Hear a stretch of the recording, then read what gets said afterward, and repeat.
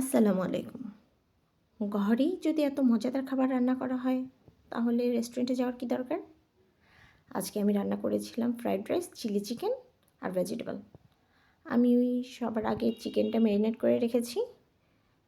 আমি আদা, রসুন, মরিচের গুঁড়া, গরম মশলা গুঁড়া, ডিম আর আটা দিয়ে ওটা ভালো করে ম্যারিনেট করে রেখে দিয়েছি।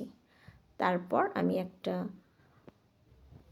পাত্রে পানি দিয়ে সামান্য তেল দিয়ে রাইসটা বয়েল করে নিয়েছি। তারপর আমি কড়াইয়ে তেল দিয়ে রসুন কুচি দিয়ে আগে ফুলকপিটা দিয়ে একটু ফ্রাই করে নিয়েছি।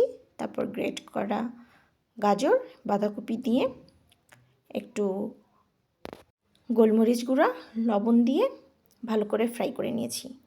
তারপর আমি রাইসটা ঠান্ডা করে এনে এখানে ঢেলে দিয়েছি। তারপর আমি সয়া সস, টমেটো সস দিয়ে ভালো করে নেড়েচেড়ে নিয়েছি। এটা একটু ভাজার উপর হাই হিটে ভাজতে বেশিক্ষণ সময় লাগে না। তারপর আমি কাঁচামরিচের কিছু ফালি করে রেখেছি, সেটা দিয়েছি। আর নামানোর আগে আগে আমি ঘি দিয়েছিলাম, এতে ঘ্রাণটা ভালো আসে। আমি ভেজিটেবলের জন্য কড়াইয়ে রসুন কুচি দিয়েছি, দিয়ে আমি একটু পেঁয়াজগুলো বড় বড় করে কেটে নিয়েছিলাম, সেটা দিয়েছি। আমি ভেজিটেবলটাকে একটু বয়েল করে নিয়েছিলাম, সেটা আমি ক্লিপ নিতে ভুলে গেছি।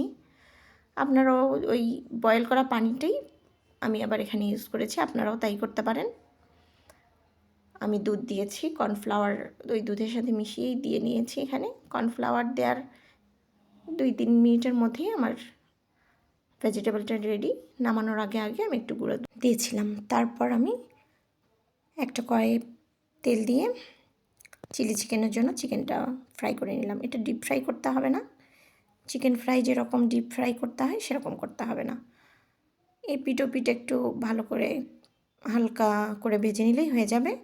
তারপর আমি রসুন কুচি দিয়ে পেঁয়াজ দিয়ে ভেজে নিয়েছি। তারপর চিকেনটা দিয়ে আমি সব tomato sauce, soya sauce, chilli sauce একসাথে গুলিয়ে রেখেছিলাম, সেটা ঢেলে দিয়েছি। আমার কাছে অন্য কোনো ক্যাপসিকাম ছিল না, তাই অ্যাড করতে পারিনি। আপনারা ইচ্ছা করলে করতে পারেন।